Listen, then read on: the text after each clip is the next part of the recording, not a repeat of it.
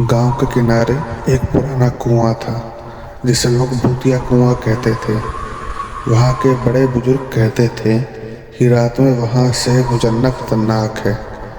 लेकिन राकेश, जो गांव का सबसे निडर लड़का था, इन बातों पर यकीन नहीं करता था।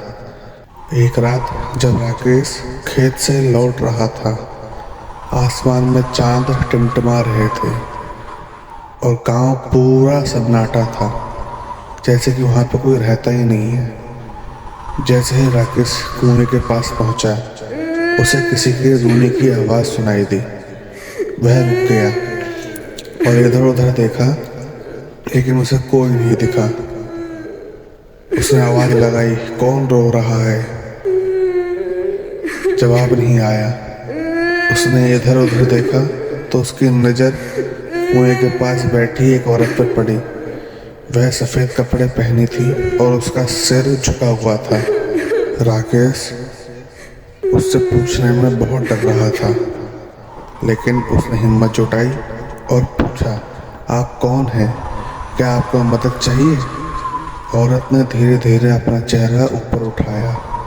उसका चेहरा ऐसा था जैसे देखकर राकेश की रूह कांप गई। उसकी आंखें लाल थीं और चेहरा बुरी तरह से जला हुआ था। राकेश के पैर कांपने लगे। औरत उसकी तरफ बढ़ने लगी, धीरे धीरे बढ़ने लगी। राकेश के पैर में जमीन खिसक गई और वो वहाँ से भाग गया।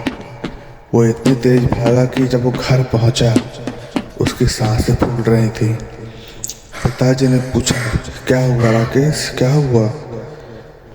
पिता ने बोला, गहरी सांस ले बेटा और पता क्या हुआ?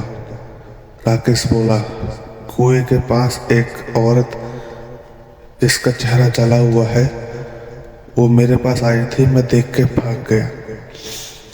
पिताजी ने उसे पहले बैठाया और उसे एक बात बताई कि उस कुएं के पास एक औरत को जला के कुएं में फेंक दिया गया था।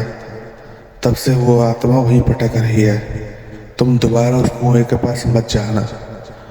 उस दिन के बाद से राकेश दूसरे रास्ते से जाने लगा, कुएं के पास से कभी नहीं गया।